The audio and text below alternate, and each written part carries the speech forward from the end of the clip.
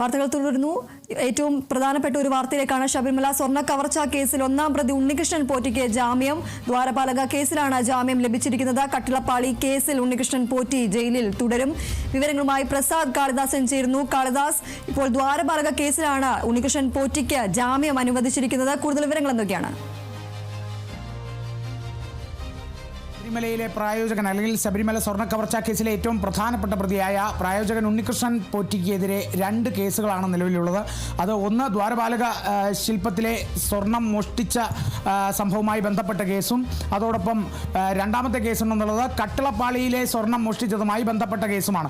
അതിൽ ദ്വാരപാലക ശില്പത്തിലെ സ്വർണവുമായി ബന്ധപ്പെട്ട കേസിലാണിപ്പോൾ പ്രായോജകൻ ഉണ്ണികൃഷ്ണൻ പോറ്റിക്ക്, പ്രധാന പ്രതി ഉണ്ണികൃഷ്ണൻ പോറ്റിക്ക് ഇപ്പോൾ കൊല്ലം വിജിലൻസ് കോടതി ജാമ്യം അനുവദിച്ചിരിക്കുന്നത്. ഇതിൻ്റെ പ്രധാനപ്പെട്ട സാഹചര്യം, ഈ കേസിൽ അല്ലെങ്കിൽ ശബരിമല സ്വർണ്ണ കവർച്ചാ കേസിൽ SIT ഇതുവരെ കുറ്റപത്രം സമർപ്പിച്ചിട്ടില്ല എന്നുള്ളത് ചൂണ്ടിക്കാട്ടിയാണ്. കാരണം നമുക്കറിയാം, കഴിഞ്ഞ കുറേ നാളുകളായി ഈ കേസിൽ അന്വേഷണം പുരോഗമിച്ചു വരുന്നു, പല പ്രതികളിലേക്കും എത്തുന്നു. ഇതിനിടയിൽ ഉന്നതന്മാർ അറസ്റ്റിലാകുന്നു, റിമാൻഡിലാകുന്നു. ഇത്തരത്തിലുള്ള നടപടികൾ പുരോഗമിച്ചുകൊണ്ടിരിക്കുന്നു. ഹൈക്കോടതിയുടെ ഭാഗത്തു നിന്നും രൂക്ഷ വിമർശനങ്ങൾ വരുന്നു, നിർദ്ദേശങ്ങൾ വരുന്നു. ഒപ്പം തന്നെ അന്വേഷണ പുരോഗതി റിപ്പോർട്ട് നൽകുന്നു, ഇടക്കാല റിപ്പോർട്ടുകൾ ഉണ്ടാകുന്നു.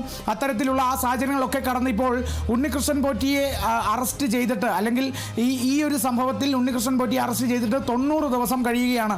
ഈ ഒരു സാഹചര്യത്തിൽ പോലും കുറ്റപത്രം ഈ കേസുമായി ബന്ധപ്പെട്ട് സമർപ്പിക്കാൻ SITക്ക് സാധിച്ചിട്ടില്ല എന്നുള്ളതാണ് ഏറ്റവും പ്രധാനപ്പെട്ട കാര്യം. ഈ കുറ്റപത്രം സമർപ്പിക്കാത്ത സാഹചര്യത്തിലാണ് ഇപ്പോൾ കൊല്ലം വിജിലൻസ് കോടതി ഉണ്ണികൃഷ്ണൻ പോറ്റിക്ക് ജാമ്യം അനുവദിച്ചിരിക്കുന്നത്.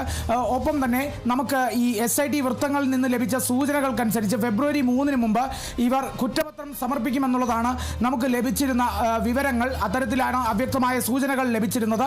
ഈ ജാമ്യം ലഭിക്കുന്ന ഇത്തരത്തിലുള്ള നടപടികൾ തടയുക എന്നുള്ള ലക്ഷ്യത്തോടെ തന്നെയാണ് SIT മുന്നോട്ട് നീങ്ങിയത്. എന്നിരുന്നാലും കുറ്റപത്രം സമർപ്പിച്ചിട്ടില്ല ഈ ഒരു നിമിഷം വരെ. ആ ഒരു സാഹചര്യം കണക്കിലെടുത്ത് ഉണ്ണികൃഷ്ണൻ പോറ്റിക്ക് ദ്വാരപാലകപ്പാളിയിലെ സ്വർണവുമായി ബന്ധപ്പെട്ട, സ്വർണം മോഷ്ടിച്ചതുമായി ബന്ധപ്പെട്ട കേസിൽ ജാമ്യം ലഭിച്ചിരിക്കുന്നു. അതോടൊപ്പം ഈ ജാമ്യം ലഭിച്ചത് കൊണ്ട് മാത്രം ഉണ്ണികൃഷ്ണൻ പോറ്റിക്ക് പുറത്തിറങ്ങാൻ സാധിക്കില്ല എന്നുള്ളതും കൂടിയാണ്. കാരണം തനിക്കെതിരായ അല്ലെങ്കിൽ ഉണ്ണികൃഷ്ണൻ പോറ്റിക്കെതിരായ 2 കേസുകളിൽ ഒരു കേസിന് മാത്രമാണ് ജാമ്യം ലഭിച്ചിരിക്കുന്നത്. കട്ടിളപ്പാളി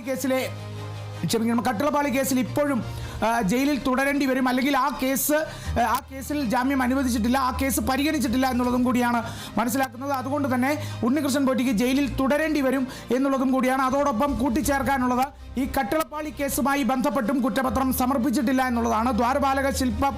ദ്വാരപാലകപ്പാളിയിലെ സ്വർണവുമായി ബന്ധപ്പെട്ട കേസിൽ കുറ്റപത്രം സമർപ്പിക്കാത്തതിനാലാണ് ഇപ്പോൾ ഉണ്ണികൃഷ്ണൻ പോറ്റിക്ക് ജാമ്യം ലഭിച്ചിരിക്കുന്നത്.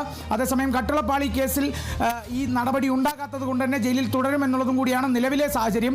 പക്ഷേ കട്ടിളപ്പാളി കേസിലും കുറ്റപത്രം സമർപ്പിക്കാൻ വൈകിയാൽ കട്ടിളപ്പാളി കേസുമായി ബന്ധപ്പെട്ടും ഉണ്ണികൃഷ്ണൻ പോറ്റിക്ക് ജാമ്യം ലഭിച്ചേക്കാം. ജാമ്യം ലഭിച്ച ശേഷം, അല്ലെങ്കിൽ ഈ 2 കേസിലും ജാമ്യം ലഭിച്ചാൽ ഉണ്ണികൃഷ്ണൻ പോറ്റി സ്വതന്ത്രനാകും. അതോടൊപ്പം തന്നെ മനസ്സിലാക്കേണ്ടത്, മുൻപ് പല കേസുകളിലെ സംഭവങ്ങൾ നമുക്കറിയാം. ഇത്തരത്തിൽ പ്രതികൾ പുറത്തിറങ്ങി നടത്തിയിട്ടുള്ള പല പ്രസ്താവനകൾ, പല പ്രതികരണങ്ങൾ, അതൊക്കെ പിന്നീട് വ്യക്തമാണ്. ശബരിമല സ്വർണ്ണ കവർച്ചാ കേസിലാണ് ഇപ്പോൾ ഒന്നാം പ്രതിയായ ഉണ്ണികൃഷ്ണൻ പോറ്റിക്ക് ജാമ്യം ലഭിച്ചിരിക്കുന്നത്. ദ്വാരപാലക കേസിലാണ് ഉണ്ണികൃഷ്ണൻ പോറ്റിക്ക് ജാമ്യം ലഭിച്ചിരിക്കുന്നത്. എന്നാൽ കട്ടിളപ്പാളി കേസിൽ ഉണ്ണികൃഷ്ണൻ പോറ്റി ജയിലിൽ തന്നെ തുടരും. പ്രസാദ് കാളിദാസനാണ് വിവരങ്ങൾ നൽകിയത്.